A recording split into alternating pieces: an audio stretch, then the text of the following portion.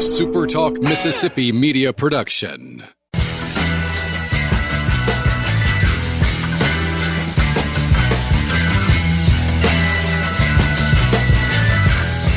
I think at 16-0, you guys will forgive me for going live a little bit earlier than the baseball game has ended tonight. Welcome in. My name is Michael Borky. Always glad that you guys are with me. We're talking football tonight. Pete Golding talked to the media today.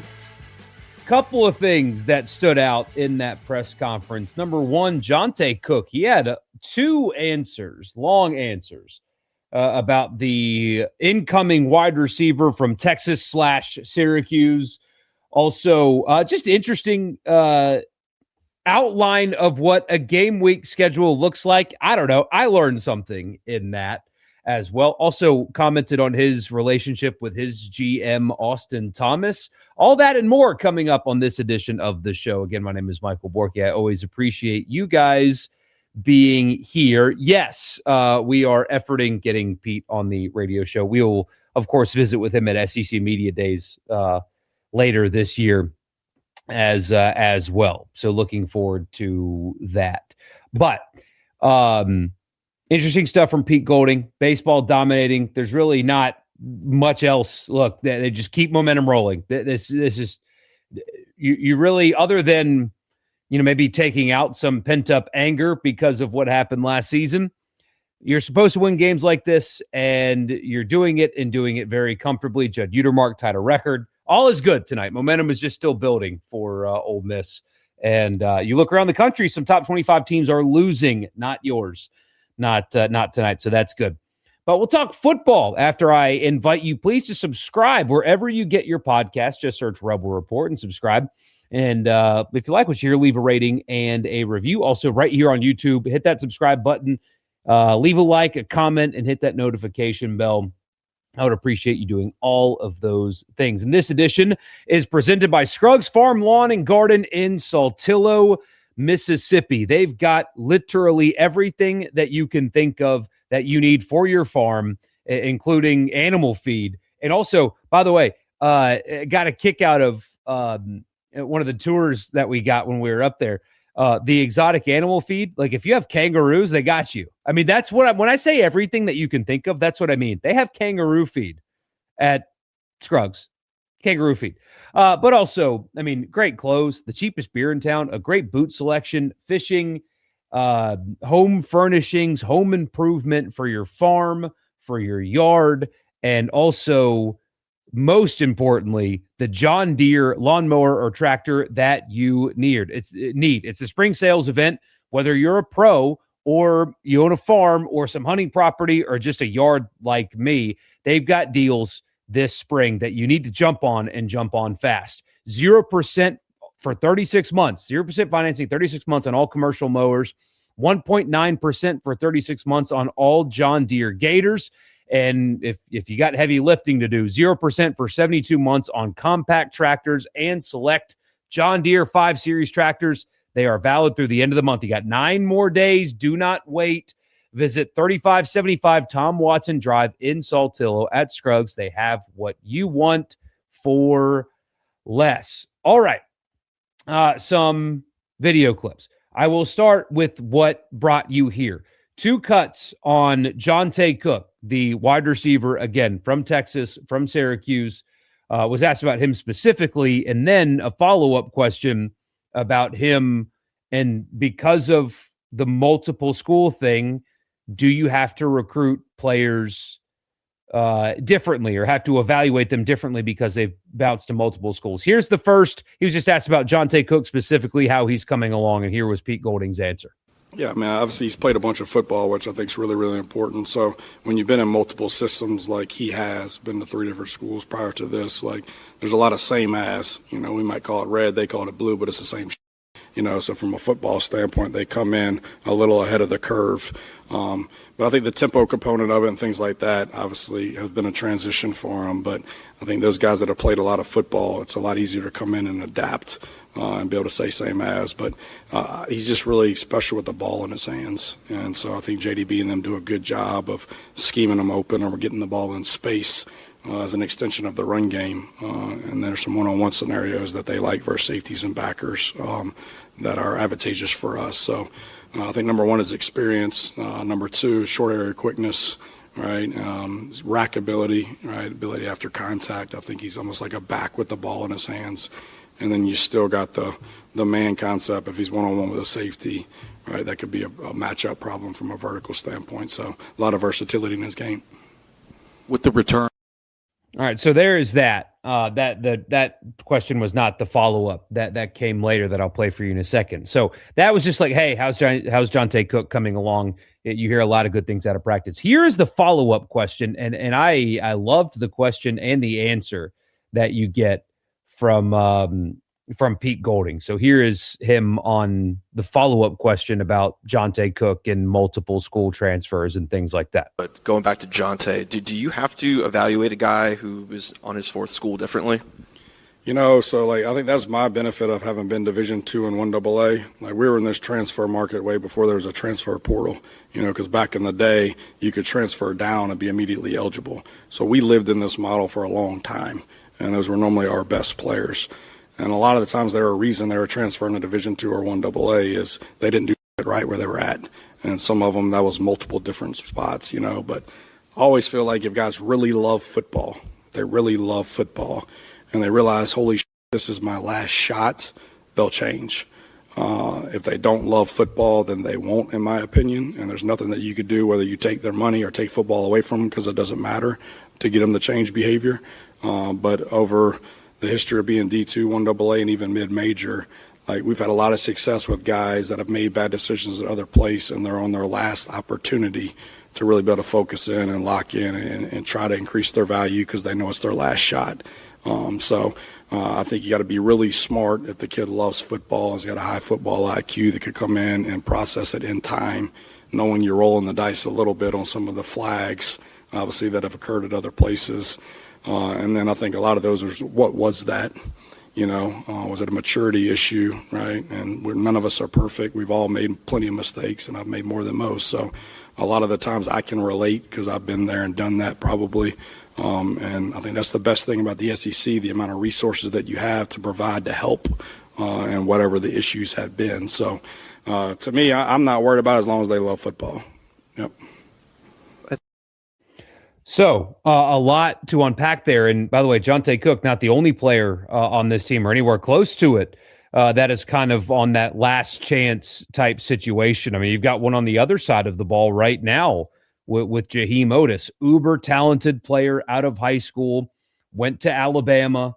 All the things, ends up just not being able to figure it out. And this is kind of a last chance for him as well. So you hope a similar phenomenon exists. But hearing the talk about Johntay Cook is and should be very encouraging for you because the talent has always been there. He was a 5-star out of high school. There's a reason Texas signed him. He is an elite ceiling type player. And there's just been something, as Pete Golding made reference to in his press conference, there's something with a lot of players. Sometimes it's a maturity thing. It takes them a little while. Sometimes they make a mistake, whatever. I mean, I'll be honest. I hate 19-year-old me. Hell, I hate 21, 22-year-old me.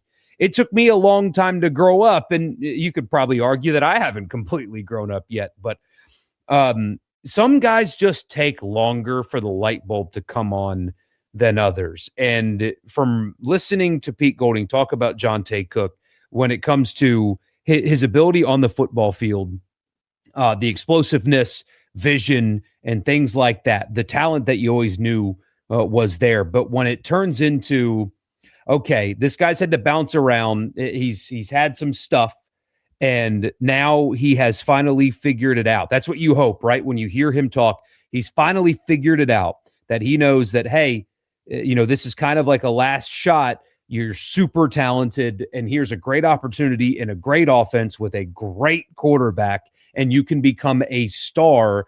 And it sounds like, from listening to him as well, Johntay Cook also spoke today, and from listening to him and listening to his head coach, it sounds like that light bulb has come on. And if that light bulb has come on, then Ole Miss has a star, possibly, in Johntay Cook at wide receiver. And I mean, if you listen to what people are saying, there's a chance that they have rather dramatically upgraded in the slot with what they've got, in particular with Johntay Cook. We will see. So really good stuff there from Pete Golding. Next couple of things I've got for you. This is a short one. He was just asked simple, generic question. What positions stand out to you that have improved the most so far in spring practice? Several. Obviously, you've got so many new guys at so many new spots. And so, obviously, the more that they play, the better that they get, the more comfortable that they get. So, I think the linebacker room's really come on. I think the front, the pieces that we've added are starting to really understand it. I think the receiver room's improving with every practice that we get, the understanding of the offense and being able to play fast with tempo. And so I think, a lot of multiple groups have improved. Linebacker. Anytime anybody talks about this team and practices and who's standing out, and it always goes back to linebacker.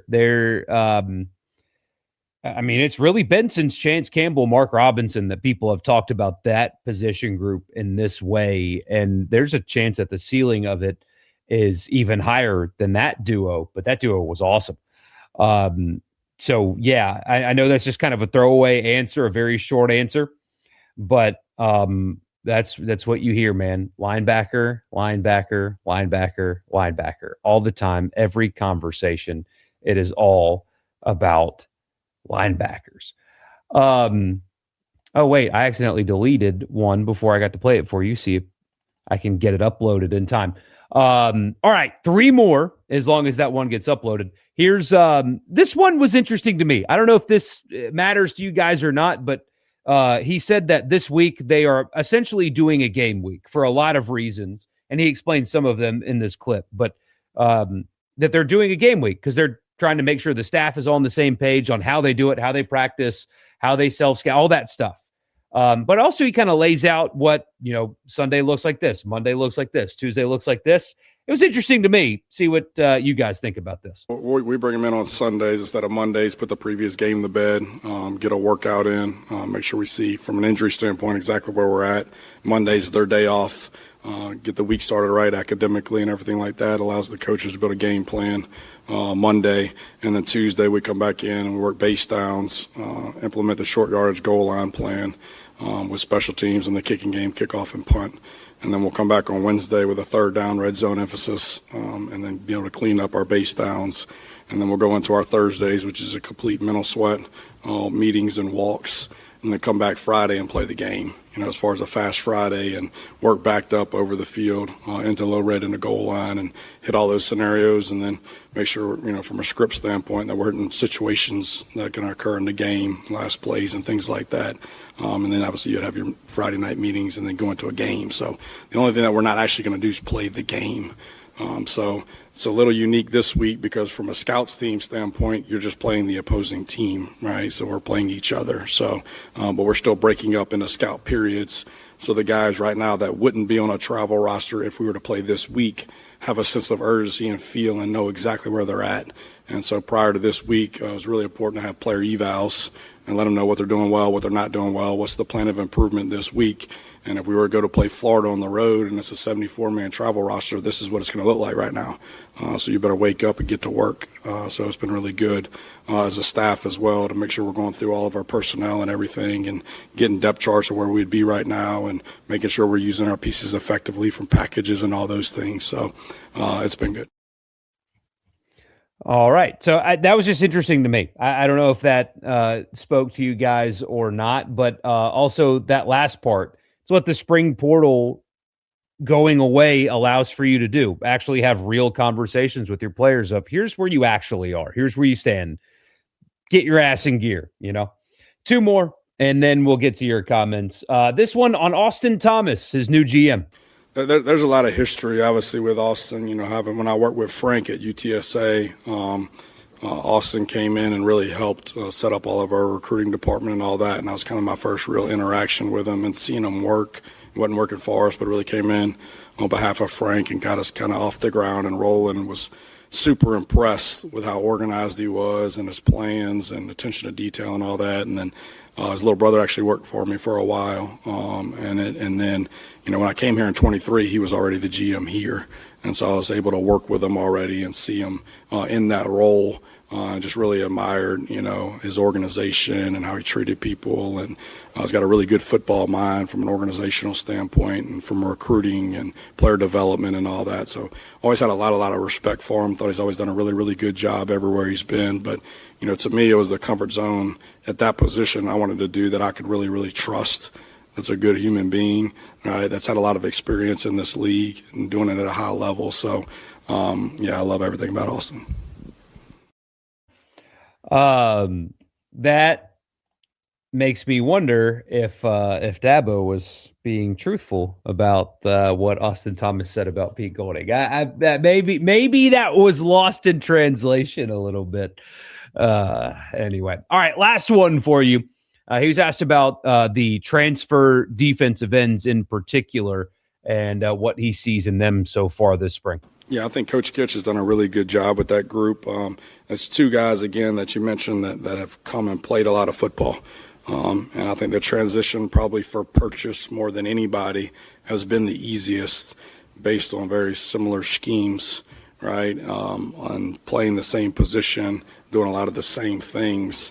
So there's been a lot of same as for him. But that dude's a pro, man. He reminds me so much of Anthony Jennings that we had at Alabama. That's just tough, competitive. He loves football. He's super smart. And so I think he's got a super bright future. So it's been really nice. Very rarely, in my opinion, do new guys come in and have the leadership ability immediately because they're so focused on, man, I got to learn what to do, right? To kind of come in and take in their surroundings and try to adapt and kind of fit in. But that's just not how he's wired. But he does it the right way, man. He works his ass off and practices extremely hard, and he leads by example. But he's got the maturity and the experience, right, to bring these young guys with him. And I think it's super beneficial for the Landons of the world and the Treys of the world and all these young guys in there to see a guy prepare the right way and practice the right way and also treat people with respect has been really, really good. I think Maldonado is continuing to improve every day. I mean, there's flashes. Like, he so reminds me of Davenport that we had at UTSA at times, a corner and in his length, and made a huge pick six today. Just, a three-step throw, just elevates. He's 6'5" already and picks it and takes it to the house. So he athletically, he's got a skill set that's very, very unique. He's continuing to become comfortable in the scheme, but Kitch is doing a really good job with that. Anthony Jennings and Marcus Davenport.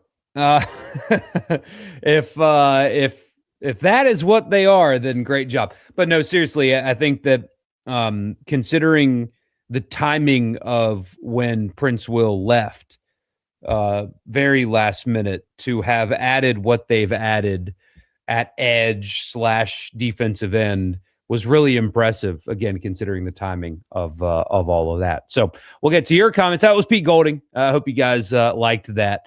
I like clipping them rather than just playing the whole thing. I think it's easier that way, and hopefully you guys like that.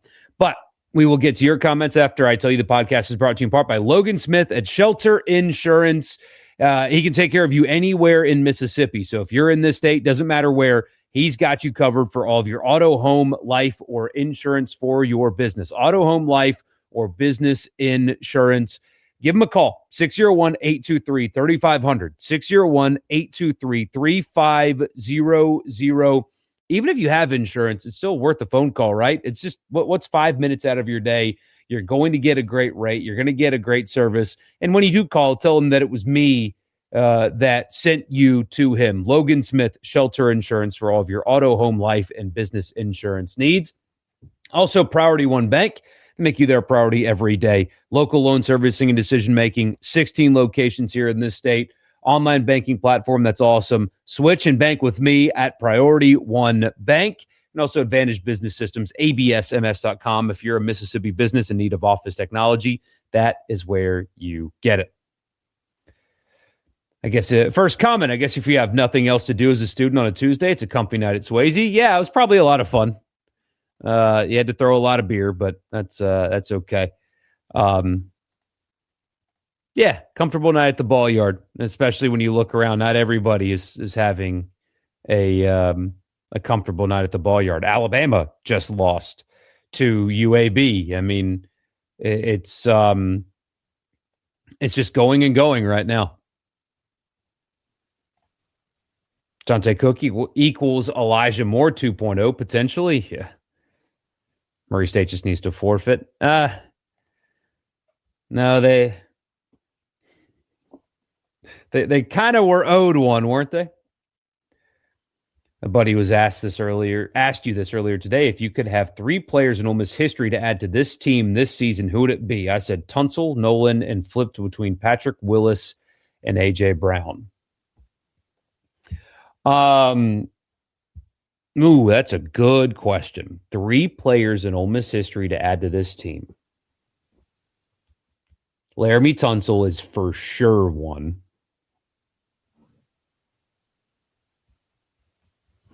For sure.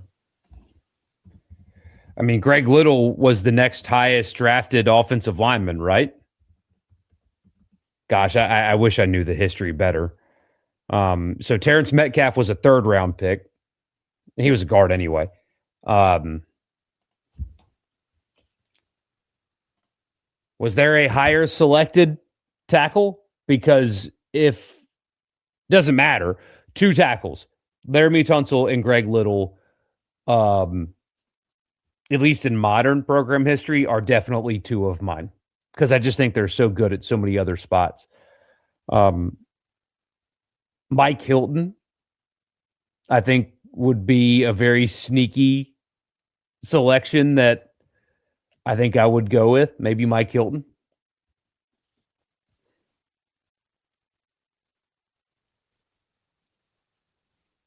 Trey Amos on this team would be special. But no, I'm going Hilton. The 2 tackles and Mike Hilton. That's where I go. Where does the men's basketball team go from here? Oh, boy. I'm still going to wait. I know I said that last time, but I'm going to wait until we know how it's been rounded out before make a sweeping judgment. But again, it doesn't look particularly good right now. I can't believe that they went from Sweet 16 to only winning 12 regular season games to this. It's crazy how quickly that fell apart, and they don't appear to be a particularly popular destination in the transfer portal right now. Doing baseball sent out their regional projections. Ole Miss hosting as the 14th seed. That's probably a 16-14 finish. Interestingly, had Southern Miss hosting and not Mississippi State. Southern Miss's RPI is in really good shape right now. The problem that they're going to run into, Southern Miss, is they have some sub 100 RPI series upcoming. And that's a problem because you have to sweep them. And they just swept Texas State. But you have to sweep them. They have to sweep multiple weekends upcoming. And Coastal Carolina also out of the Sun Belt, probably going to host. And if Mississippi State gets back on track, I would also be surprised if 3 Mississippi teams get a host site as well. So on this team, you would add Patrick Willis. Yeah, I mean, that's an obvious one also. I think that they're better at linebacker. Like, Willis would obviously add, right? He's a legend. He's a Hall of Famer. I think why I didn't choose Willis, though, is because I am extremely high on what they have at linebacker. And look, again, maybe I'm just not thinking clearly. I don't know. I remember Mike Hilton as a guy that never made mistakes. He was always in the right spot, and he always made the tackle. And at his height and size, he spent a long time in the NFL. I just think Hilton would add more to the secondary than Willis would add to the linebacker room. I think maybe I'm not thinking clearly, but Evan Ingram would also be a quality addition at tight end. Yeah. Thoughts on the fan colors? Don't like the stripe out for LSU or wearing white in the middle of the season. Yeah, I don't like stripe outs. I am very anti-stripe out. I didn't like it for Tulane in the playoff. I don't like them. I think you guys, you do them well. Like fan participation in them, you do a good job. So credit to you for that, because not every fan base does a good job with color coordinating. You guys do a good job. I just don't think it looks that good, personally. And then, a whiteout for Missouri, whose fans are going to be wearing black mostly. They'll stand out like a sore thumb. I don't love that either. But, oh well. I think I would do red basically every home game and, blend at home, stand out on the road. It's always got to be the thing. So like when you're playing Auburn, that's when you do a Navy game, right? Maybe do a powder game against like Kentucky or something. But you blend as much as you can at home, and one solid color around the stadium is what it needs to be. I don't like stripe outs at all. I've just never been a fan. Mike with the super chat. Thank you, Mike. Really appreciate you, man. Really, really helpful and unnecessary, but thank you. You say having gold medalist Matty Tkachuk wear an Ole Miss hoodie on national TV for his brother's playoff game was a big effing deal. Good for hockey and the Ice Rebs, who need more attention than they get. Yeah, that was really cool. I do. Whoever, brought him to a game in 2015. Wasn't that the story that one of his really good friends is an Ole Miss fan and brought him to a game and he just loved it, and he's a big college football guy? Whoever that friend is, I would love for you to help me pull some strings to get Matt Tkachuk on the radio show, because I would just love to talk to a guy that has had the career that he has had, and Olympic gold medalist and Stanley Cup champion, all that stuff. Yes, I would love that. But yeah, thank you, Mike. Really appreciate you, man.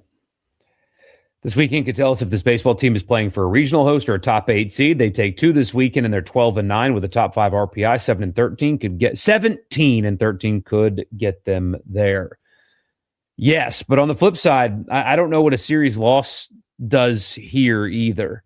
Again, all they have to do is play 500 baseball in league play for the rest of the year, and they're hosting. So, for what it's worth, Georgia Tech run ruled Georgia 14-4 at the Brave Stadium, yet it wasn't on TV. What a joke that is. Personally, you like the stripe out? Oh, the Missouri game's the real tree game? Okay. I got to see what the real tree pattern is. I'm sure it'll look great. This last year's I really liked a lot. Well, you don't like his Georgia being a red game. I understand why you do that, but I think it's silly. No, man, you're crazy. Blend at home. You want the stadium to all at home. You want the whole thing to look like it's you. Stand out on the road, blend at home. If you did navy or powder blue for the Georgia game, the Georgia fans, and they do travel well. Now, again, when you sell out season tickets, it's hard for other fans to, go to games because there's just not a very high supply.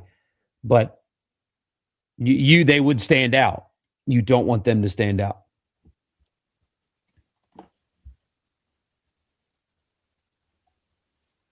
Ole Miss has not lost a game wearing real tree. How about that? There's your stat of the day.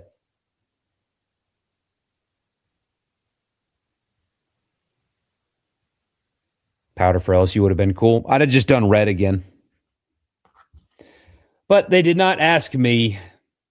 Yes, and the stadium always looks best in red. That stadium looks best 2:30 kickoff with the crowd wearing red is when Hemingway Stadium looks its best. Mississippi sunsets, man. The golden hour with the red stadium just does something. It just does something to me. Here's a question. Quit scheduling Memphis, and I assume they'll stop scheduling Tulane as well. Don't schedule Southern Miss either. Why don't they schedule schools like UAB or South Alabama? Well, they do. Let's see. And now SEC going to 9 conference games has altered the future football schedule a little bit. But let's see. So next year, it's Charlotte again. So they have Charlotte this year, Charlotte next year. Oregon State is on the schedule next year. That's awesome. South Alabama in 2028, South Alabama in 2029. The return trip to Oregon State in 2030, that might be a trip that I want to make. Go play Bandon Dunes. Ooh, buddy. Okay, hold on. I'm going to do this out loud. So 2030, my son will be 10. Yeah. We're going to that game. Can you even get on Bandon Dunes?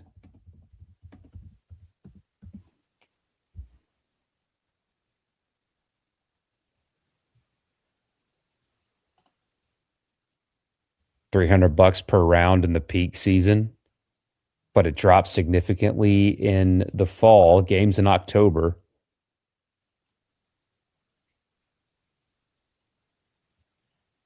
Yep. I've already planned a trip for 2030. Thank you, Austin, for inspiring me to look at that. Yes. James will be 10. We're going to go play Bandon Dunes and then go to that game. That's what we're going to do. But anyway, you got Oregon State, Georgia Southern, Jacksonville State on the schedule, at Virginia Tech in 2032, Purdue on the schedule. So yeah, they're playing some of those games.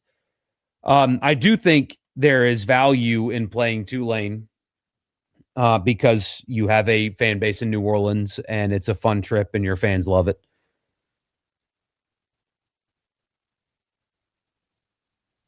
Love that they're winning and ranked and love the parity in college basketball. Think it's a major college sport that NIL doesn't impact, or baseball, sorry.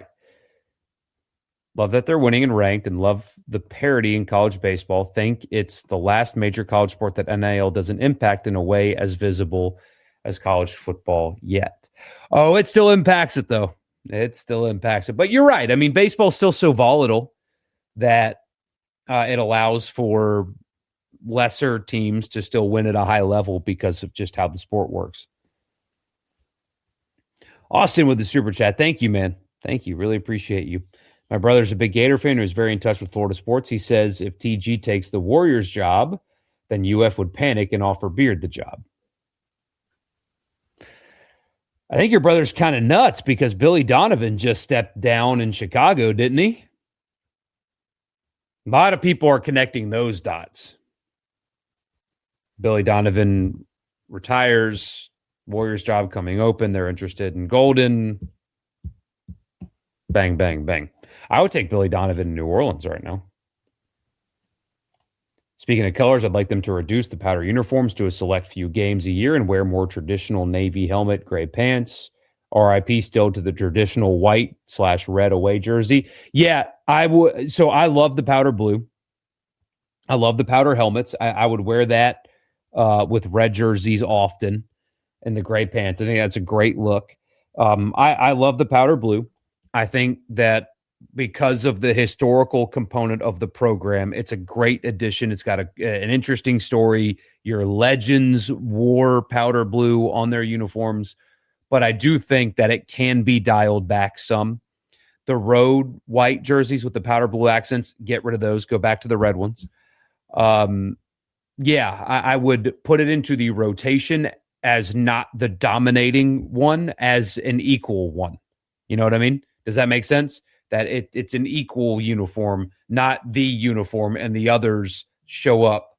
It would be an equal one. Willis was a leader of leaders. He's an awesome guy.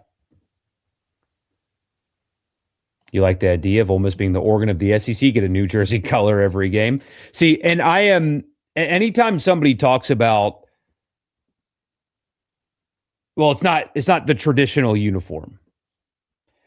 Ohio State does throwback jerseys. I mean, they wore for the Michigan game once an all gray weird thing. They do all kinds of new jerseys, throwbacks, alternates, etc. If they're not too good for it, nobody in the sport is too good for it. considering how iconic their uniforms are and what their brand is. You don't want to be Penn State. Penn State's boring as hell. But there is a happy medium. Stripe out does look better at night, I agree. Ole Miss is good at back, but could you imagine Keywan and Deuce sharing carries? Chambliss would have the easiest job in the country. Yeah. Keep using last year's Realtree for now. It's a really good one. Red Stadium with the team in powder jerseys. Yes, the LSU game on Eli Manning jersey retirement day, that was a great aesthetic. Thoughts on the perceived inevitability of the 2014 playoff in the next few years? We're obviously getting 16 next season. Are we?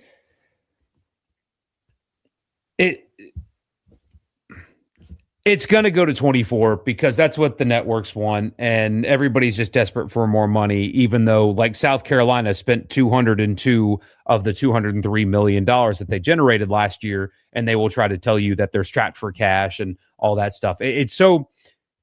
I don't know why people in my business have not done an ounce of digging into the budgets and why there's no money. I don't know why. Nobody's willing to be honest about how recklessly college athletic departments spend money. And then they turn around and tell you that there's not enough and we got to stop players from this and we got to restrict that because there's no money. And yet you look at their spending and it is absurd what they're spending on sports that don't make any money.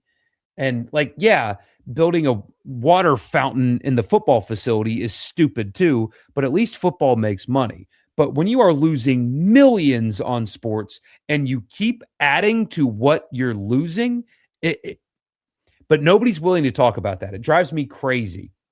So they're all desperate for money because they recklessly spend, and they're not going to dial back their reckless spending. So, yeah, they're going to end up going to 24, I guess. But especially when the SEC realizes how bad it messed up this year, not getting the playoff format that they wanted before they added the 9-conference game. And there's going to be more losses for the league, as we've talked about before. I don't like it. I don't like 24 teams. I think it's too many. You're going to have teams that don't belong. You are, at that point, going to diminish the regular season to some degree. And nobody's asking for it, really. No fans are asking for it. No fans want this. And yet it's going to be shoved down our throat. And then, oh, by the way, Ross Dellinger has an article today where a committee put together by the White House is wanting to explore getting to 24 teams. And then possibly Congress will get involved because that's what we need. That's what we want. Imagine how good the backfield will be if Shakai Mills, Knight, and Yates come along this season. May have the best in the SEC. I mean, that backfield is really loaded. I mean, with Frazier and Dye as well, the two transfers. Whew. Name two SEC teams you think will overachieve and underachieve this season. It depends on your definition of underachieve with this one, but I think Auburn is going to be stinky. For whatever that's worth. So I don't know if anybody really has high expectations for them. But I think Auburn's going to be bad. Texas A&M would be a team that I would put in the underachieve category. Overachieve. Vanderbilt, depending on what you think that they are supposed to be. I mean, people think without Pavia, they're just going to go right back into the bottom of the league. I don't agree with that. South Carolina, possibly better than people are going to give them credit for. Want to see a red helmet for the hell of it. Why not? Either they're the Oregon or the SEC or not. I've seen some concepts, and I don't know. I don't know how I felt about it. It kind of made me feel weird. Why can't they have multiple road jerseys? Good question. I don't know that answer. It makes no sense to me. Underachieve, LSU, Alabama. Overachieve, Kentucky and Florida. Ooh, Kentucky's a good one. Kentucky is a good one. You missed the Mississippi Seawolves games for $5. They changed their name, didn't they? What did they change their name to? The Biloxi Breakers. Last time I looked, they were like very in last place in whatever league they were in. I don't like their I like their old logo and stuff better. Let's see. Schedule. Standings. Where are the Biloxi Breakers in the standings? Have they gotten better? No, they have. Wait, the season just started. That doesn't make any sense. Oh, that's playoffs. Regular season. No, they finished last. Oh my gosh. They went 6-46. Oh my gosh. They went 6-46. That's unbelievable.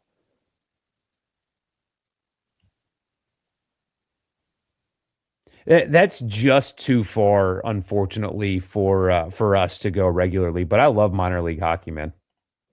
I really do. I hope it's working. But when you're going 6 and whatever, you're probably going to have a hard time making that work. But if you want a Biloxi Breakers sweater, you can get one for $174. Goodness.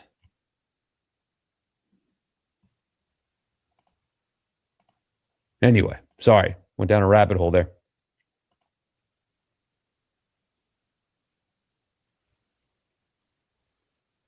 Also over under 1.5 SEC football coaching changes. Oh, over. Over. I mean, there's a lot of new faces in this league, though. But, I mean, Beamer's on a flaming hot seat. Levy's on a hot seat. DeBoer's kind of on a hot seat. Oklahoma has a bad year. I guess he could. Sark if they miss the playoffs. And also, guys do get hired away. So, yeah, I'll take over.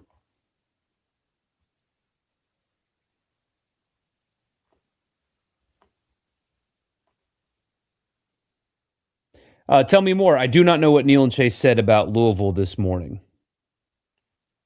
And then you have LSU dropping a cool $300 million in the span of a year. Exactly. But there's no money, though. There's no...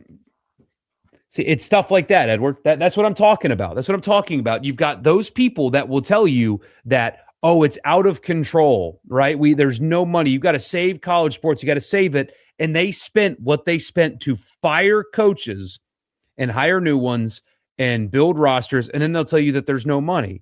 But then go look at their books. Go look at what they're spending on sports that don't make any money and how recklessly these departments spend on unnecessary things. And somebody one day needs to look at the financials of college sports and contextualize it for people, just so you know when they raise your season ticket prices and they turn around and blame players for it, they are BS. They're gaslighting you. They recklessly spend insane salaries, insane travel, insane spending, and they can't end that.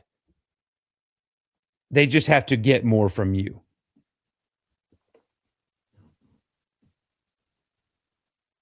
You believe ESPN and Fox don't like the people who cover college athletics talking about the money being spent. They still want to trick people into thinking it's an amateur game still, probably. You like Kentucky's new coach? I do too. I think injuries skyrocket with the 2014 playoff. I mean, you've got the FCS already plays that with 22 fewer scholarships to offer. So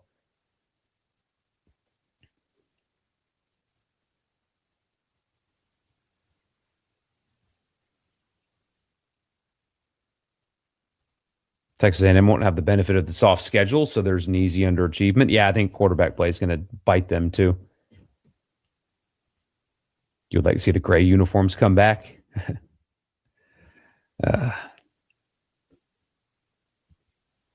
Let's see. DeBoer will get the Michigan job. Well, remember, they just hired Whittingham, although I don't think he's going to be there particularly long. I think he'll retire in the near distant future.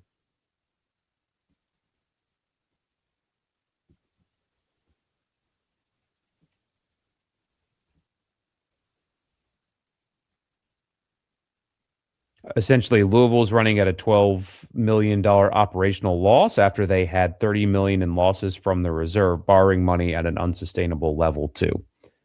Look, I mean, I believe that 100% that's happening. Pat Forty did a story. Okay, I need to look at that. But I promise, if you looked at their books, they're not being as efficient as possible.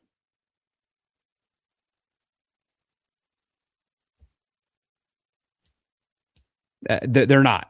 None of these departments are maximizing their efficiency. None of them are. But, oh well.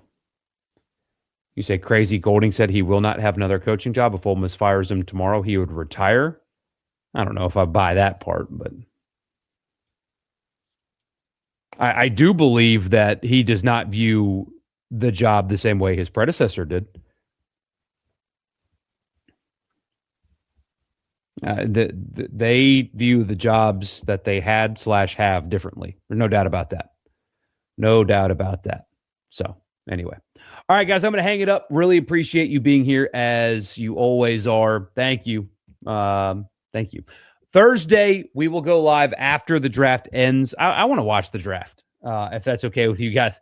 So we'll go live after the first round of the draft on Thursday night. Whenever it ends, that's when we will go live. I will see you then. You guys have a great night, and I'll see you on Thursday.